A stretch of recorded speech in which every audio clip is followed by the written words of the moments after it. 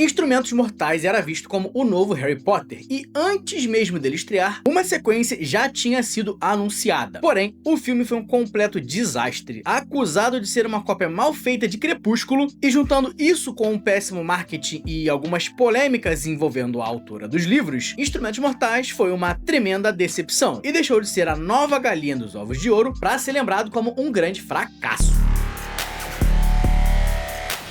Oi pessoal, eu sou o André Con, seja muito bem-vindo ao Conversando, e hoje eu quero explorar uma outra saga que tinha vários elementos inspirados por Crepúsculo e Harry Potter, e que se tornou uma saga que acabou fazendo grande sucesso no mundo dos livros, porém falhou miseravelmente como uma franquia no cinema. Por que falhou? Isso você vai ver agora.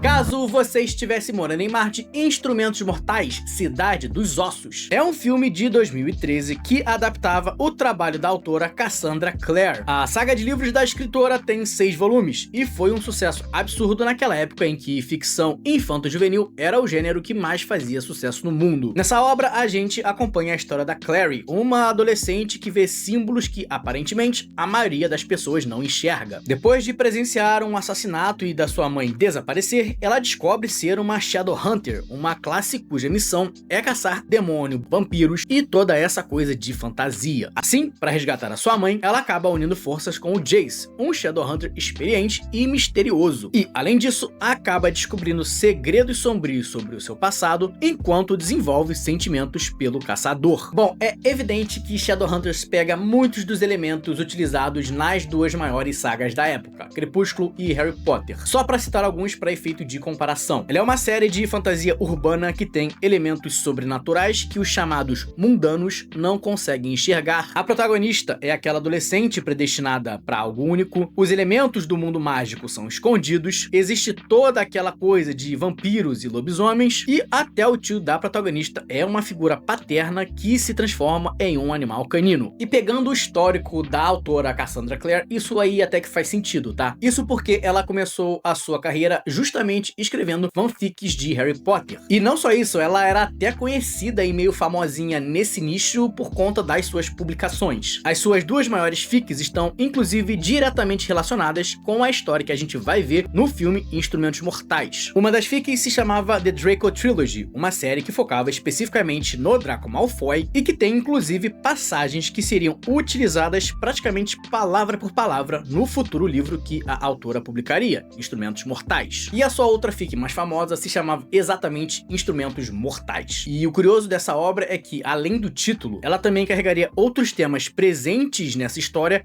para a saga de Instrumentos Mortais, porque um dos grandes temas dessa fanfic era exatamente o relacionamento incestuoso entre o Rony e a Gina, aparentemente um subgênero desse nicho de fanfic de Harry Potter dos anos 2000 que se chamava Weasley Cest. Não! E antes de você me corrigir, eu tô ligado que lá no filme deixa claro que o Jace e a Clary não são irmãos, mas isso só é revelado lá pro final do filme, tá? Então a gente passa um bocado dessa obra pensando que eles são. Bom, além disso tudo, a Cassandra também tem um histórico um tanto quanto controverso, de ser acusada de plágio já nas suas fanfics. Muita gente dizia que ela passava do limite ao se inspirar para escrever as suas coisas, e ela chegou até a ser banida dos fóruns por conta dessas acusações. E pra falar a verdade, pouco importa isso aqui pra Instrumentos Mortais de maneira geral, tá? Porém eu achei um tanto quanto interessante todo esse lore e esse drama ali na história da Cassandra, porque é evidente que muito disso se traduz em como ela pega muitas inspirações de outras obras pra poder construir Instrumentos Mortais. Objetivamente, isso é um problema? Desde que não seja plágio, evidente que não é um problema, especialmente porque os artistas sempre estão aí pegando emprestado inspirações de outras obras. Mas eu posso te dizer que nesse caso aqui a quantidade de similaridades e inspirações vai fazer um barulho um tanto quanto negativo quando essa obra chegar no cinema. Bom, independente de toda a controvérsia, essa saga fez muito sucesso e é óbvio que uma adaptação viria em breve. Inicialmente, a Warner era quem detinha os direitos para a adaptação, já que eles buscavam o seu novo Harry Potter. Mas os executivos não estavam confiantes com uma protagonista feminina e decidiram deixar de lado. A obra acabou nas mãos da produtora alemã Constantin Films, responsável por As Últimas Horas de Hitler, a onda e as adaptações de Resident Evil para os cinemas lá dos anos 2000. E, como tudo nessa época, o plano inicial era criar uma mega franquia de filmes que adaptaria esse universo todo ao longo de várias obras. A direção ficou a cargo do Harold Swartz, cujo maior sucesso era o remake de 2010 do Karate Kid, e o roteiro ficou nas mãos da própria Cassandra Clare e da Jessica Postigo, que nunca tinha escrito nada para o cinema naquela época. Duas pessoas que nunca escreveram nada para o cinema, encarregadas de liderar uma franquia multimilionária de vários filmes. Ixi! O elenco principal trazia uma galerinha interessante: Lena Headey, Jared Harris, Lily Collins, Jamie Campbell Bower e Robert Sheehan. Aliás, o Robert Sheehan que tá em Instrumentos Mortais e tá em Máquinas Mortais também, e o cara estrelando nas duas não me ajudou em nada a fazer esse vídeo aqui. A produção do filme iniciou em 2012 e custou ali pela casa dos 60 milhões de dólares. O estúdio estava muito confiante nessa franquia e chegou a encomendar a sua sequência antes mesmo do primeiro filme chegar aos cinemas. O próximo filme adaptaria o segundo volume da saga e teria o nome de Cidade das Cinzas. Mas, antes disso acontecer, o primeiro filme estreou lá em 2013 e aqui a gente teve o primeiro sinal de alerta ligado. Isso porque no seu fim de semana de estreia, Instrumentos Mortais ficou em terceiro lugar na bilheteria dos Estados Unidos, atrás de O Mordomo da Casa Branca e Família do Bagulho. E, gente, de maneira geral, se você tá construindo uma franquia multimilionária e gigantesca, o ideal é você não ficar atrás de um filme de comédia de verão como era a Família do Bagulho. Assim, mesmo não tendo uma competição feroz, Instrumentos Mortais não estreou bem e acabou fazendo apenas 31 milhões nos Estados Unidos. Na sua totalidade, o filme acabou arrecadando 95 milhões de dólares, o que pode parecer bom. Porém, considerando que, para começar a dar lucro, um filme precisa bater por volta de 2 a 3 vezes o seu orçamento inicial, porque esse valor de orçamento não conta com marketing, distribuição ou parcela que os cinemas recebem, Instrumentos Mortais precisava ali de pelo menos 120 milhões para começar a brincadeira. E tendo feito apenas 95 milhões, o prejuízo era claro. Mas por que é que esse filme não foi bem nas bilheterias se ele não tinha uma competição tão feroz lá em 2013? Bom, esse filme aqui teve uns probleminhas interessantes. No início, a Constantine Films estava muito confiante nesse projeto. Aliás, mesmo não fazendo a grana que eles esperavam, o estúdio estava determinado em fazer uma sequência. O segundo filme iria começar a filmar ainda em 2013 para chegar nos cinemas em 2014. E um dos produtores chegou a dar entrevista dizendo que, mesmo que o filme fizesse apenas um sucesso modesto, ainda assim haveria uma sequência. Eles contavam com um aumento de venda dos livros e disse que, mesmo que o filme não fosse um sucesso gigantesco, eles ainda teriam algum lucro. Errou! Mas o filme acabou sendo um completo desastre. Ele teve uma péssima recepção dos críticos, acabou com apenas 13% de aprovação no Rotten Tomatoes, e o público, apesar de ter se agradado um pouco mais, também não curtiu tanto, e Instrumentos Mortais ficou com só 58% de aprovação. Isso deixava o filme ali na categoria de alguns dos piores do ano, tá? Junto, aliás, de A Hospedeira, obra da autora de Crepúsculo, e que nos dá uma ideia de como esse gênero de fantasia infanto-juvenil perdia força a cada ano. Um outro problema aqui foi o marketing e a produção desse filme, que na tentativa de atrair esse público do Crepúsculo, meteu o pé na jaca e fez de tudo para que Instrumentos Mortais fosse desesperadamente associado a essa obra. O tom do filme, os trailers, a concepção dos personagens em tela, tudo isso apontava diretamente para uma comparação com Crepúsculo, que tinha lançado o seu último filme em 2012, um ano antes de Instrumentos Mortais. Entre as comparações mais claras estavam a protagonista feminina, que conhece um homem poderoso e misterioso, os lobisomens, os vampiros e aquele clima entre os protagonistas de momento sexy e constrangedor ao mesmo tempo. Aliás, esse marketing também tentou surfar muito ali naquela onda de Harry Potter, e se você pegar os créditos iniciais do trailer, você vai ver que a estética é muito parecida com os de Harry Potter, ali com aquelas letras nas nuvens e tal. O filme acabou recebendo um rótulo de cópia mal feita de Crepúsculo misturada com Harry Potter, e muita gente taxou essa obra de simplesmente mais do mesmo, entendendo que aquilo era voltado simplesmente para um público mais jovem. Essa também foi a conclusão do Martin Moskowitz,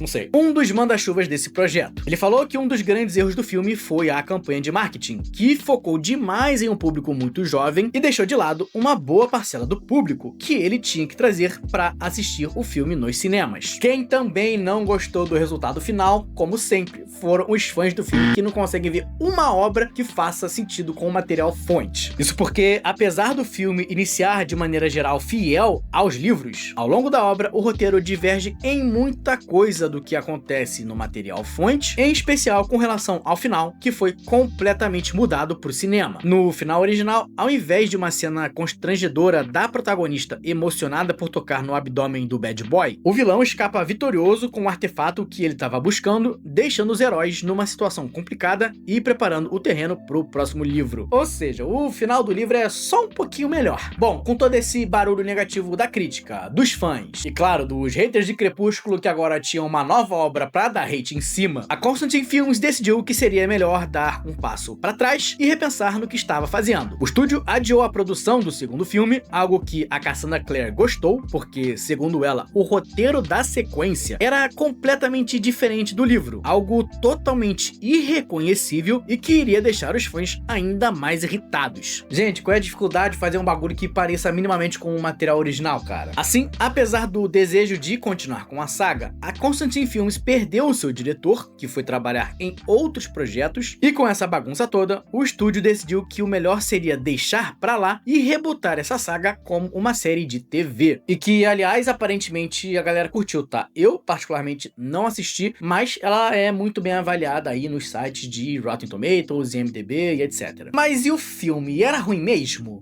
Não é dos melhores, cara. Partindo do princípio que eu não li os livros, eu simplesmente vi o filme, e considerando essa pegada infanto-juvenil, eu acho que ele até começa bem, mas ele depois fica mais perdido que azeitona na boca de banguela. É que é tudo muito clichê e dá pra você antecipar tudo o que vai acontecer nessa história, com exceção do incesto. Essa aí me pegou desprevenido, tá? E o filme tenta enfiar tanta coisa junta ao mesmo tempo que ele acaba não fazendo muito sentido. Por exemplo, tem uma cena do triângulo amoroso enfrentando uma crise absurda quando o Simon vê a Claire e o Jace beijando e que vem completamente do nada. Isso acontece depois de uma minúscula falta de comunicação e aí do nada, simplesmente todo mundo se odeia e o beijo absolutamente intenso e cringe que o Jace e a Claire deram um minuto atrás, na chuva, cheia de paixão, agora simplesmente não valeu de nada. É uma situação completamente forçada pelo roteiro pra fingir que há uma tensão ali. Assim como várias outras coisas desse filme acabam vindo do nada e vão embora do nada. O roteiro tenta apresentar vampiro, lobisomem, mago, demônio, bruxa e não se aprofunda em absolutamente nenhum deles. É praticamente como se o filme só quisesse falar: olha aqui o nosso mundo, olha quanta coisa maneira tem, todo tipo de monstro, o que você pensar a gente tem. A gente vai desenvolver qualquer coisa dessas? Absolutamente que não, mas fique você sabendo que a gente poderia se quisesse, tá? O filme também fica com diversas pontas soltas, como por exemplo quando o Simon é mordido por um vampiro e o filme dá a entender que ele vai se transformar, mas isso nunca acontece. Ok, estavam guardando isso para a sequência, mas a Claire viu aquilo e simplesmente decidiu não falar nada.